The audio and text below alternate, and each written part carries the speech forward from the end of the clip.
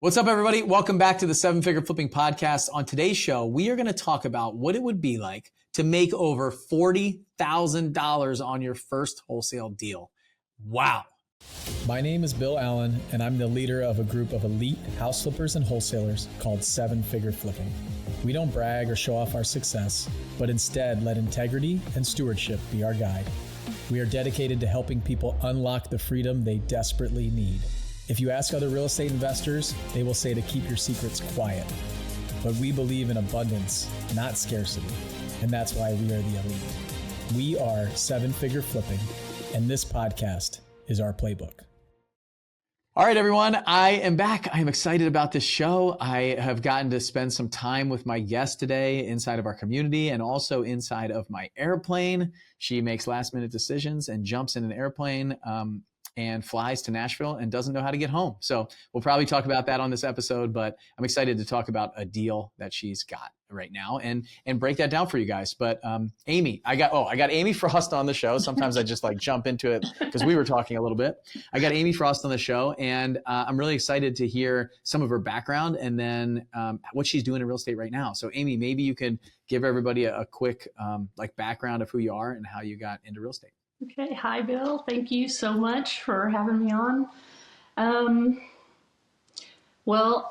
did want to tell you, I am that typical artsy kid that barely graduated from high school. And I mean, like a 1.7. I had a teacher that changed my grades, my LD teacher, if that tells you anything. So never thought I could do anything related to numbers. I did end up joining the Air National Guard, which I was barely military enough for. They pushed me into graphic design and photography. They were like, this is where you need to be, after I painted several murals for them. And then I went to college for graphic design and photography, but found out that just can't handle being in a cubicle. I just like more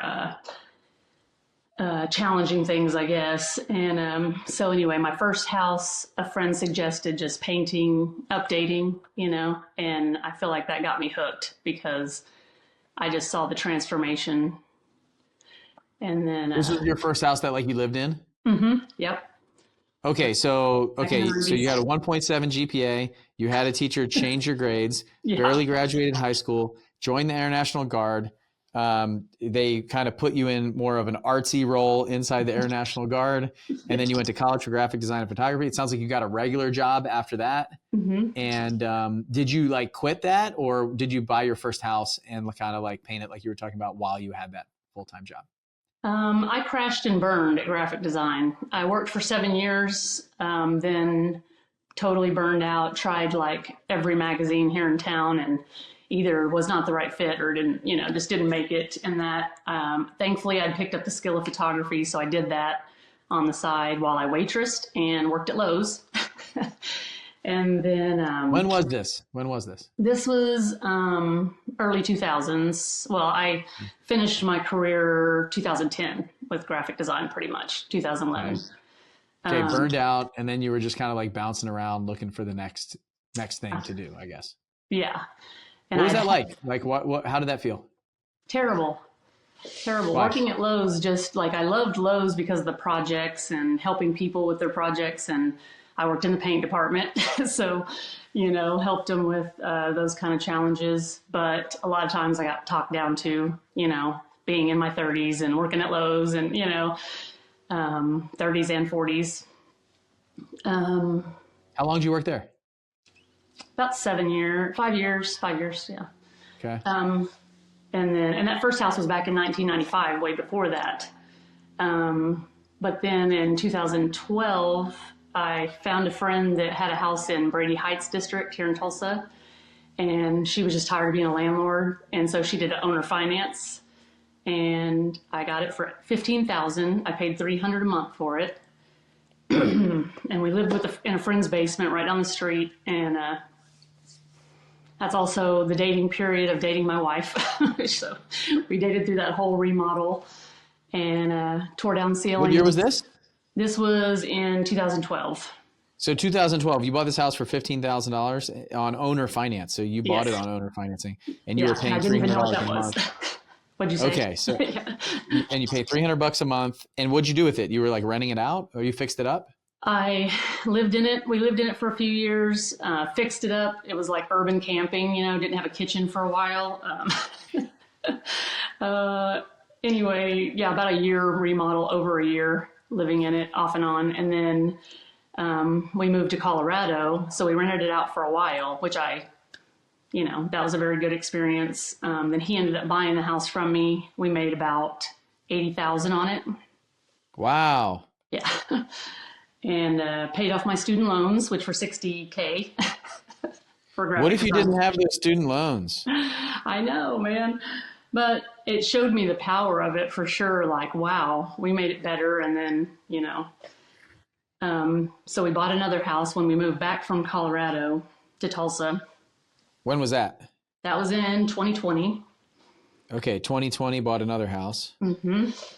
Got a really good deal on another historic bungalow, about 1920s.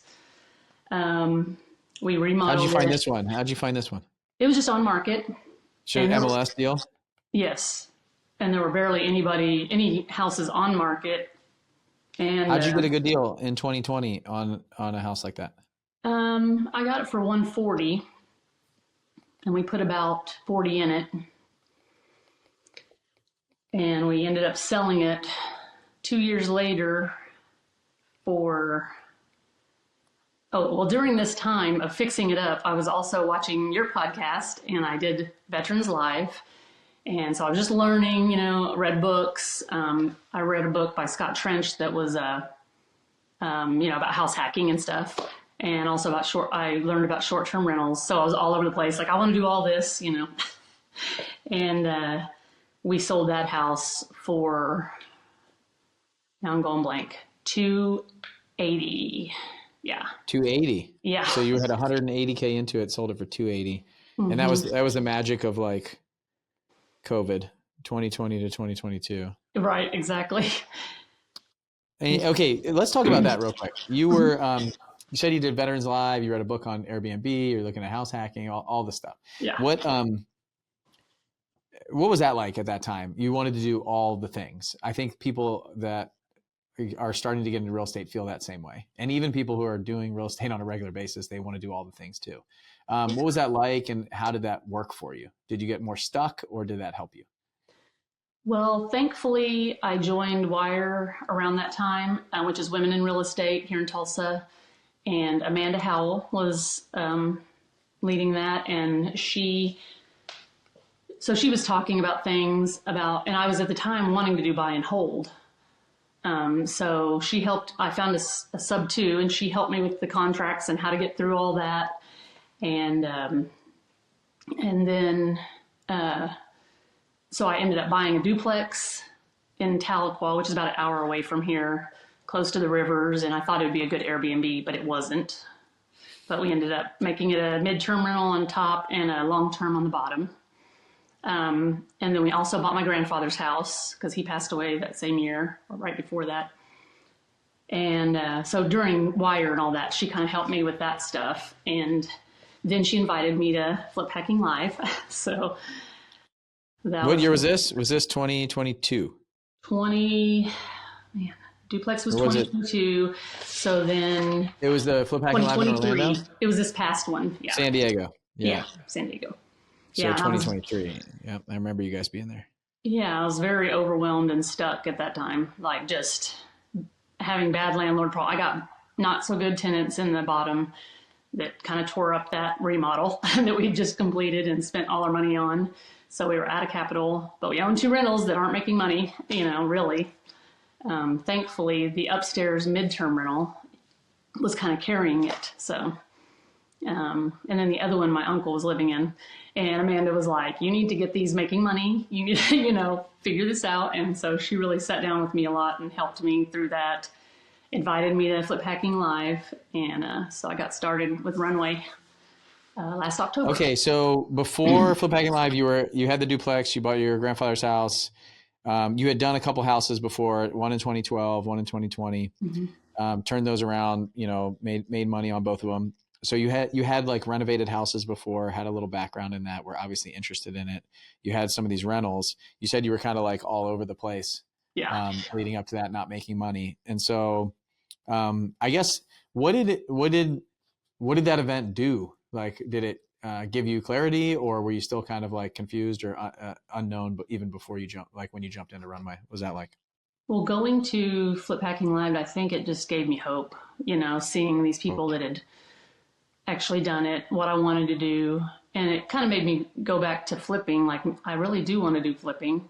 But then also seeing other ways to finance that, and learning more about wholesaling, which I'd heard about and had friends that had done it. I'd even like watched Amanda's course online.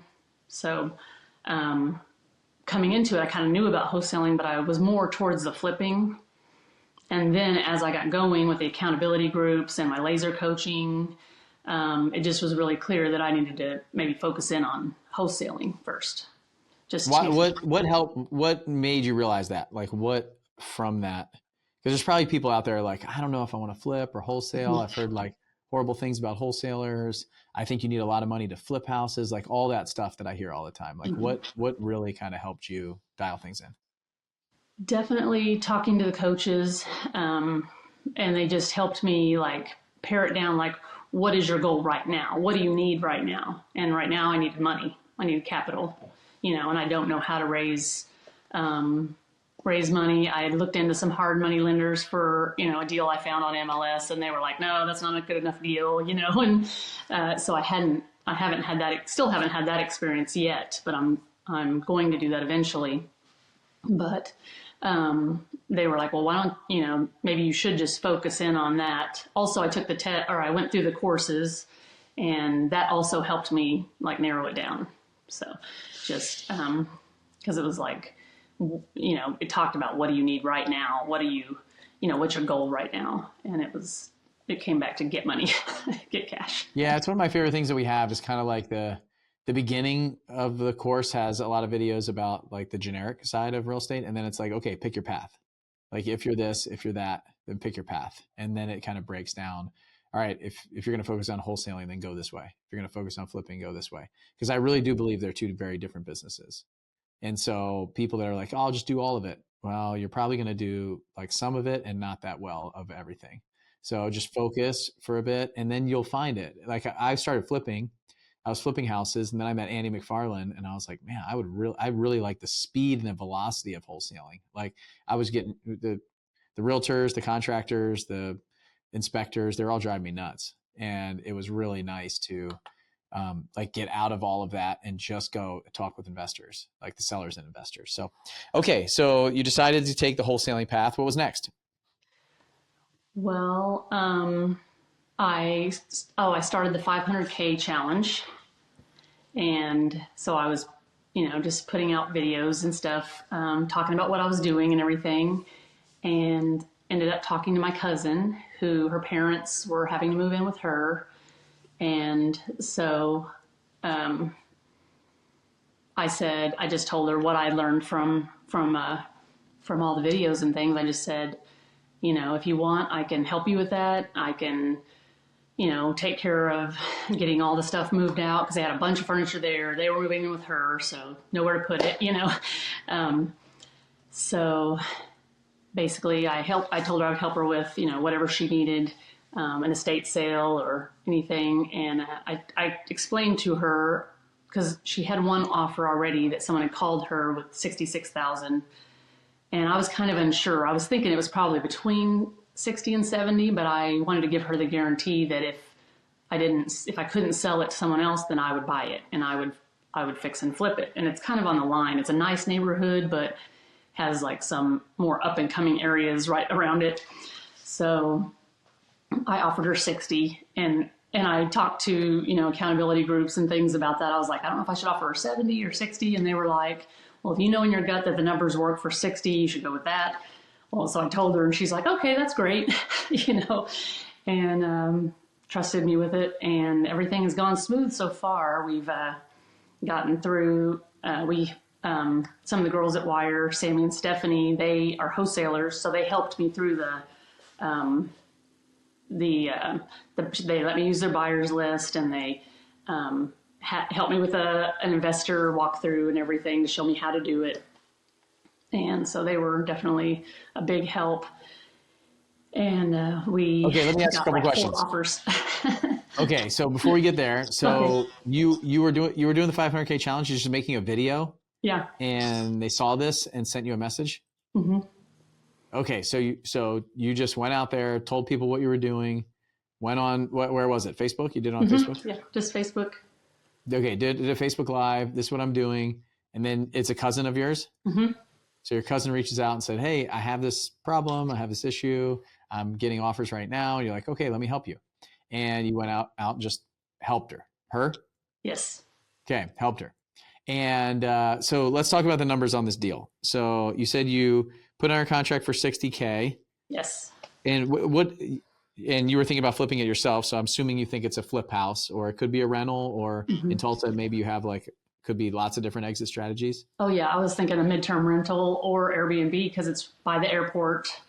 Okay. So it could be a short-term rental, could be a midterm rental, could probably be a long-term rental. Could somebody rent it long-term? Yeah, definitely. Could somebody flip it? What now? And somebody could flip it? Yes. Okay. Somebody could probably sell it on owner financing. Mm-hmm. And they had really taken good care of it, so it didn't need a whole lot of work, maybe $20,000 just to make it, like Airbnb quality, or top of the market flip. Okay. And then what if you flipped it, what would it sell for, all fixed up? That's where we were kind of having a hard time because you went one street, a little ways over, and they were a lot less, and then over, so we were thinking between 125 to 150. Okay. That's a pretty big range. Mm-hmm. 150 would make you good money. 125 might be tough. Right. So, okay. So, but again, as a wholesaler, I don't always try to figure out the exact ARV, the exact numbers for everyone. Nobody's ever told me my ARV is spot on. Everybody's always complaining about it. Same thing. Oh, sorry. Same thing with my repairs. They always tell me my repairs are way too low. And so I just kind of say, here's the deal. So you have some friends that have a buyer's list. They let you send it out to buyer's list. What did you send it out to the buyer's list at? That was another thing we struggled with. We were like, should we do it for 73 or 79? We ended up putting it 79 and just did a real nice, cute picture of the front because like I said, it didn't need a lot of work. It did have a ramp on the front of it that my aunt had used, but it was nice, new deck, so it was really cute already. And okay, $79K, emailed it out. And then what happened? And then a whole lot of investors showed up. One even called me and tried to get me to take the full price offer on the phone. And I said, so what did that mean to you? I was jumping around in my kitchen screaming over the full price offer of 79. And I told him, were you ready to take it, or what did you do? Yeah, I probably would have, but Sammy was like, do not take it. We wait till everybody walks through, then we, see what our offers are. And she said, the reason he's trying to, and he got kind of not upset, but just not happy with me. Because I said, well, I've talked to my partner and told him I couldn't. And then anyway, she's like, the only reason he's upset is because he knows it's a good deal. So that means we're priced right, And so we were very excited. Okay. So then you set up a walkthrough for the investors. When was that? That was end of March. So how long after you sent the email? A week. A week later? Yeah, okay. We did it quick. And then a lot of people ask this question, so I'll ask you. Did you have the owners in the house when the investors were walking through? How did you frame that with your cousin, the owner? No, they had already moved out and moved into her house because of health reasons. And so they were still in the process of getting their furniture and things out. And so we let the investors know, that they would take some of this, but there might be, quite a bit left. But it was vacant. Nobody was living there. Right. Okay. And so they did the walkthrough. How did that go? It went really well. definitely was eye-opening to me. Like they just came in with like all kinds of contractors and were climbing up in the attic and looking at the roof, and a lot of good feedback. And, I explained to them that it was my relative's house and they had taken good care of it until, health issues and things. And they all really, really liked it. We had one in particular that was like, what's it going to take today to close this, And I said, well, I've been praying for 100,000. So, anyway. How many investors would you say came through? Oh, man. Probably 10 to 15 people. I think my list of people who actually signed in was like around 8 or 10, something like that. 8 to 10 investors. And what do you mean signed in? We had them sign in and give me their email so they could be added to my buyers list. Okay, great. Yeah. So these are real buyers, most likely. They've got cash. They're begging for this property. So they did the walkthrough. And then how did you handle that after? Did you say like, send me your offer? Like, how did you end the walkthrough? Well, thanks to my friends who are very organized, they had a QR code made up and it went to their website to show the offers. So I'm still learning about all that. But what do you mean by that? So they had a QR code that the investors scanned and they can put their offer in there, or what do they do? Yeah, they could just directly, it brought it up to a link on their website and they could just give their offer right there. So it keeps it all organized for them. Okay. If for those of you listening, definitely not necessary. I usually just tell people to email me the offer, text it to me. Any of that stuff is fine. Don't overthink this and over-engineer it. I don't want anything to stop you. Oh, I have to build a website to get my offers on my buyers list. No, you don't. Zero chance. You have to do that or should do that in the very beginning. So it could be a simple Google form. You can create a simple Google form that then drives it to a sheet. So you could drive into a Google form that fills it out and answers all the questions that you have. In today's day and age, that's what I would do, and just have them fill that out where it's like, what's your deposit? When can you close? Are you using hard money, cash? What are you using? Like all of the questions that you might ask on the phone, let them fill it out there. Okay. So what they do? They, did you get like a ton of offers right away? Did you give them a deadline? Like how did all that go? We gave them a deadline of noon the next day. Noon the next day. Okay. Yeah. One came in right away and I think a few others trickled in that evening and the next morning. And how many did you get? 4. 4 offers with 8 to 10 investors that were there. Why did the rest not make an offer? I'm not sure. Maybe I think they kind of knew one of the groups that was there was a larger company, and they probably knew by how he was talking that he was going to, bid for it, I guess. I don't know. Or maybe they just okay, we'll come back to this. Let's come back to this. Okay. So what were the 4 offers?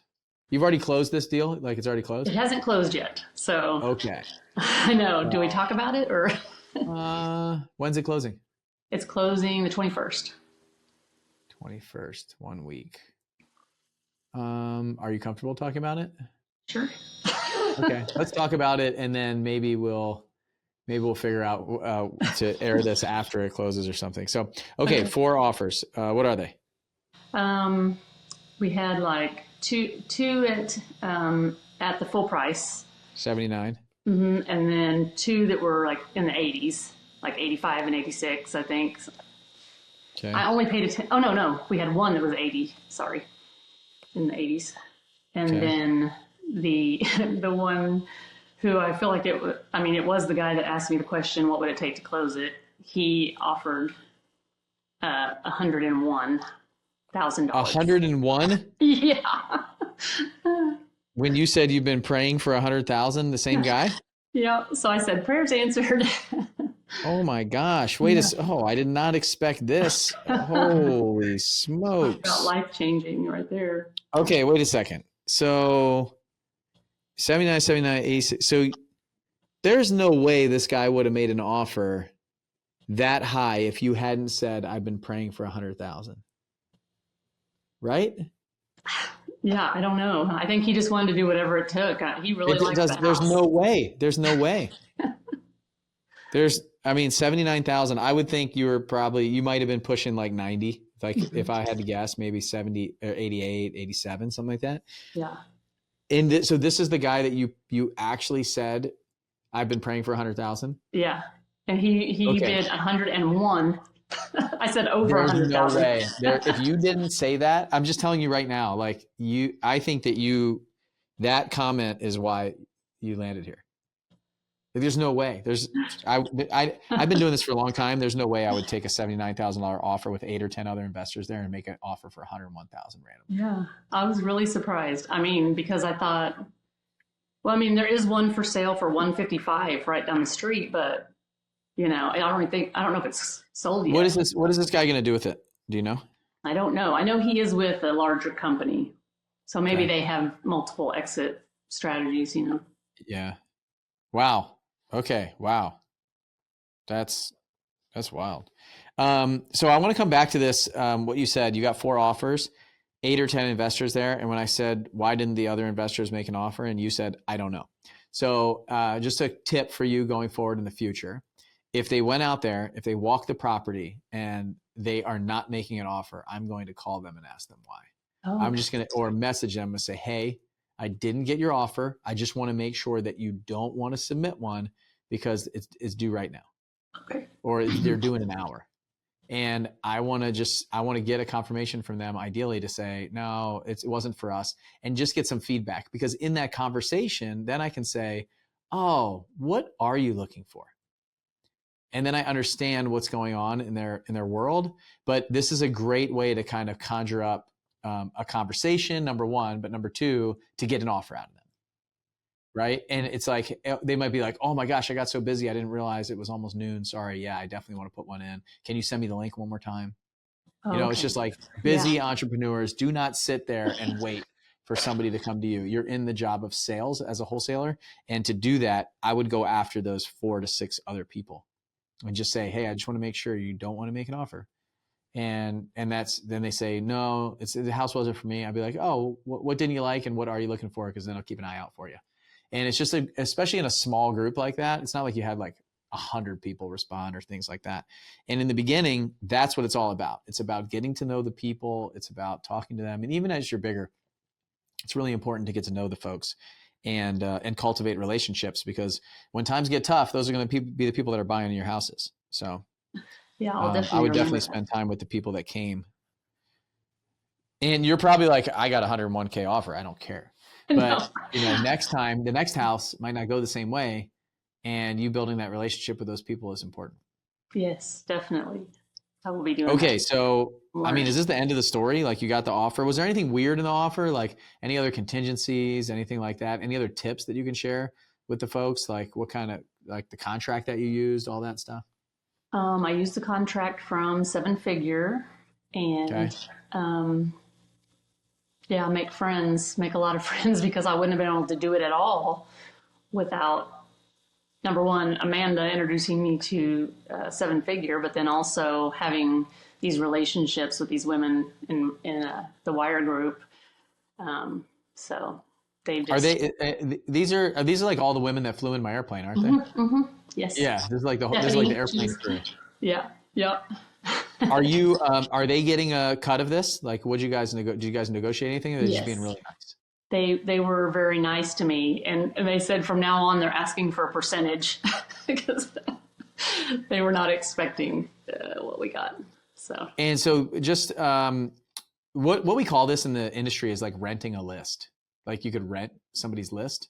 So a lot of people like let you send out emails to their list potentially for a fee. So it's a flat fee. You organize a flat fee with them? Yes. Do you mind sharing what it is? No, it was $1,000. $1,000? Uh-huh. Oh my gosh, you stole that. You stole that. So typically we used to do something in Pensacola, and I mean, I'm sure Adam, my partner, would still be willing to do it, but we used to do it all the time.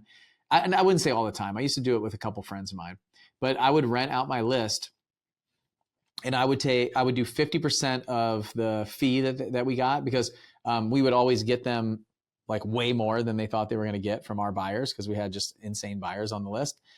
Or we capped it. I think it was a $10,000 cap. So whatever was lower of the two. So if we got like a $10,000 fee for them, then we would take 5. If we got a $60,000 fee, or 40,000 like here, we would take 10. So we would have a cap. So they would never pay more than a fixed number. And then if they sent us a deal and I was like, I don't think we can get very much for this, I don't want to send this out to my list, or I think you could probably you should sell that on your own, then I just wouldn't rent the list to them, if that makes sense. But you could definitely get like a list rented, obviously, apparently in Tulsa for $1,000. So that's a pretty good deal. I would rent a list for $1,000 for sure. Yeah. That's awesome. Well done. And they helped me through the whole thing, mentored me through it kind of, so well. Well, I mean, they're great people too. You guys are close friends, been in the group together for a while. They're out to support you. It's not a business, like that's not a business venture for them. They want you to do well. So it's really cool. It's amazing. Let me ask you a question that I think a lot of people struggle with here. You put the house under contract for $60,000. You got it sold for $101,000. A lot of the conversation in the very beginning that I get is, how do you feel like about your cousin getting $60,000? Like what's the feeling like that? And that's where a lot of people, I think, get stuck. So where are you at on that as being one of your, like probably your first wholesale deal? I definitely have struggled with that. And like, do I tell them? Do I not tell them? They might find out about it now because I'll probably, share this, of course. Yeah. But I definitely want the best for them, and I think they know that. And I went into it making the promise to them that I would buy it for $60,000, and they were happy with that. And if I would have flipped it, I would have flipped it for $150,000, hopefully. So I just did this a lot quicker. I kind of like I did struggle with it though. Like, should I give them some more? All that. So.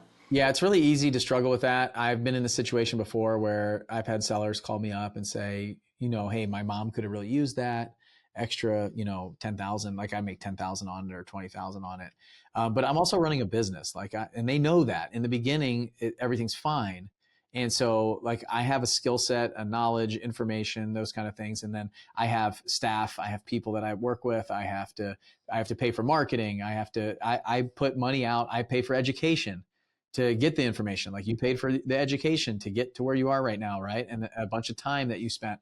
And so that's basically like when somebody goes and installs a pool in your backyard and you say, yeah, I'll pay $40,000 for this pool, and they're making $22,000, it's a service that was provided.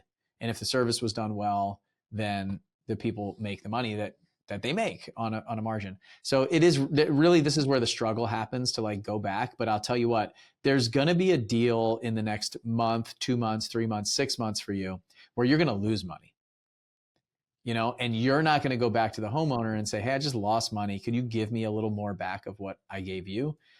There's risk that we take in all of this, of what we do. And as long as the people are happy in the original conversation, because we don't know, it's unknown then, right? It's like, okay, it's all known now. Like once it's all known, then sure, it's easy to go back and kind of Monday morning quarterback it. But when you don't know what's going to happen, you're taking the risk and you're saying, hey, I am committing to do this. There might be some other issues, but I'll buy this house. I got you. Whether I buy it or somebody else buys it, they're like, look, you make money on the back end. I totally get it. I understand the business model. I understand what you're doing. I'm happy here.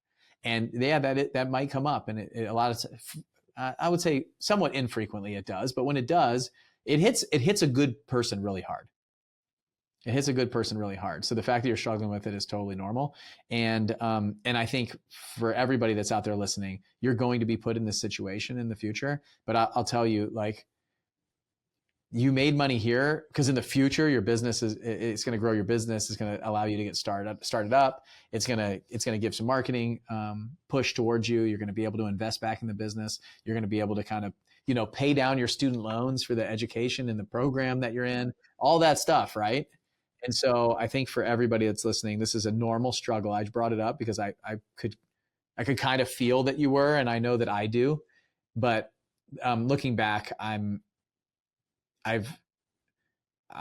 know now that like it was setting me up for a future that I would need that capital for something else in my business and life. So, and that's all going to pay off business expenses right now too, like marketing and education and everything, all my credit cards. Yeah, because you've been in our group since October, and you've been putting in the work. You've been, investing in yourself. You've been going into debt for future gains.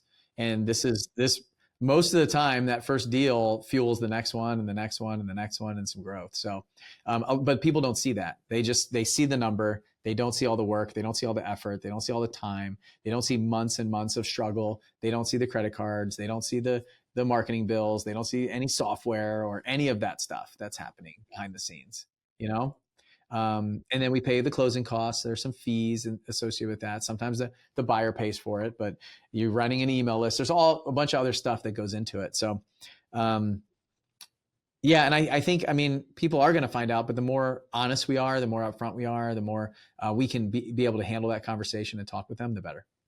Yeah, definitely. And I will explain it to them. Go ahead. They ask. Sorry. Oh, I just said I will explain it to them if they ask. And I did explain it to, it's a brother and sister, they're cousins. I explained it to both of them, separate conversations, kind of what I do and how I do it. And I even told my other cousin, if you wanted to flip it, you could probably make, this much. And he was like, oh, I can't right now. But he wants to get into it. So I'm like, well, I'll show you how to do it. You can definitely. I think that's great. What are some of the biggest lessons that you learned along the way in this transaction so far? In this transaction? Or anything that you've done? Like, what are some of the big lessons that you learned that other people could take from this? Oh man, as a landlord, not a renter, I've learned to screen tenants, screen, and not let things go, not let, you got to stay on top of everything. Because now I'm redoing a remodel that we did 2 years ago. It's going to probably cost about $10,000, and then we're going to flip it. We're going to go ahead and just sell it because it is almost an hour and a half away. And but we're going to take that money and reinvest it. And then I think just the keep going and keep taking action like you've taught. Definitely the OODA loop and all that stuff were just implanted in me to just keep taking action, figure out if it worked. If it didn't, just take a different action or, keep taking that action, but just keep going mainly. Was it uncomfortable for you to make that video, like the 500K challenge videos that you did? Mm-hmm. Yes. And I actually stopped. Did you go all 30 days? No, I actually stopped and I was like, I'll start up again. And then all of a sudden I saw 2 days later, it said your 30-day video is going to be deleted or whatever. And I was like, man, I was almost to the 30-day mark. So, but I have posted since then. And I'm trying to make it a more regular thing to do just to let everybody know what I'm doing. So what do you think would have happened if you did it for 30 days straight? Man, I don't know. I might have gotten, even bigger deal. So 30 deals under contract, making 40,000. Sure. Wow. Yeah, I think it's easy for us to kind of fall off, isn't it? Oh yeah, easy. I think I was wanting to quit, not seeing anything from it. And also, just the, I don't have my makeup done today. I don't have, I'm always in a headband. So that's the best video to make. And just start with it. You know what? I was a little bit nervous to come on here because I didn't have my makeup on. I got my headband on, but you know what? This is real life. So let's just go. Yeah. I was going to tell you, the 40K, when it closes, will be more money than I ever made as a graphic designer in a year. Before taxes, I made 35, I think was what my salary was. And I was stressed out, almost a functional alcoholic at that time, just because of the environment and everything. So I'm very thankful for this. I believe it was God that brought me here. So that's amazing. Yeah. So what's next? Next is to keep going. I'm hooked. Show me the next one. What would you say to anybody who's on the fence about kind of jumping into real estate, working with us potentially, anything like that? Any advice for them? Don't wait. Because I signed up for the Veterans Live in 2020 or 2021. It was either the end of one or the first of the other. And at that time, I thought about going to Flip Hacking Live, I think, because you were talking about it right after that. And I just didn't, because I was like, oh, I don't want to join something else, But really, I think getting around people, even if it is you just go local first, like I did, it's getting around people and, just jumping in. because I think I did wait and overthink and, you know, all that too much. So I wish I would have taken action sooner, more action sooner. I love I it. took some. Well, I like that you're taking what you're given, you're jumping in, and you're just going, and you were like figuring it out. So, oh, yeah, this under contract. I got to figure out how to send it out to a buyer's list. Oh, I have some friends that have one. Maybe I'll ask them. And then, okay, send it. What's next? Oh, there's people that are helping you along. You're going to the accountability groups inside of Runway.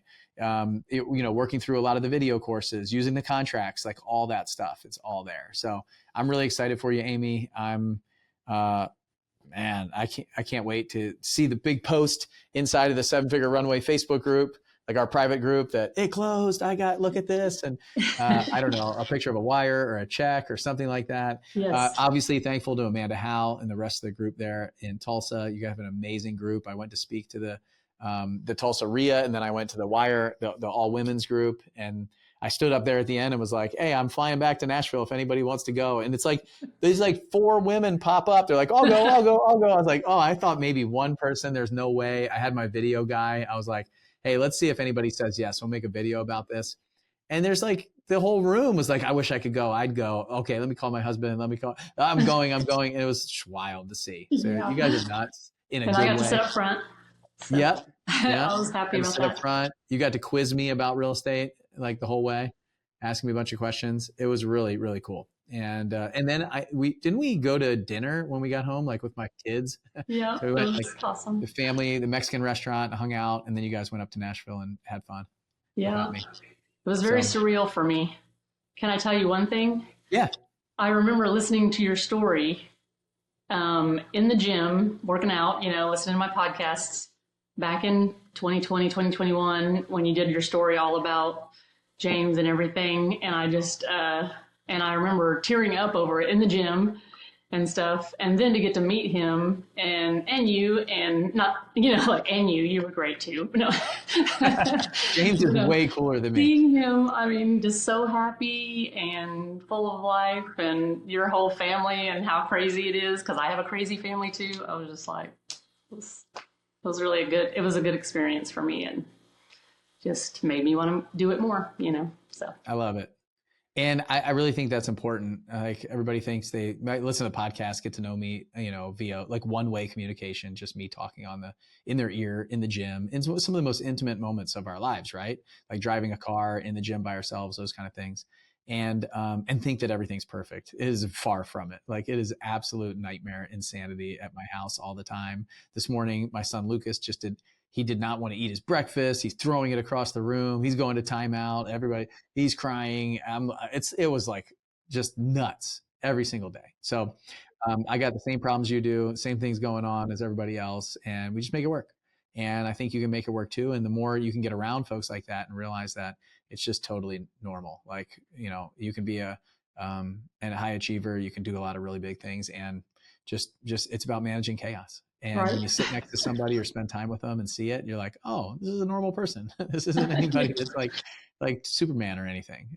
I got a lot of problems. So I like it. If you want to hang out with us and you want to see my problematic life and come over to the farm and the office and all the things we do every quarter here in Spring Hill, Tennessee, in the Runway program, go to 7figurerunway.com. So the number 7figurerunway.com, and jump in with us and check it out. We'd love to have you. I'd love to be a small part of your success if we can, and just guide you in the right direction, and hopefully be that person that walks alongside you and that guide along the way for you in your real estate journey. So you go to 7figurerunway.com and fill out an application. Talk to my team. It only takes a few minutes.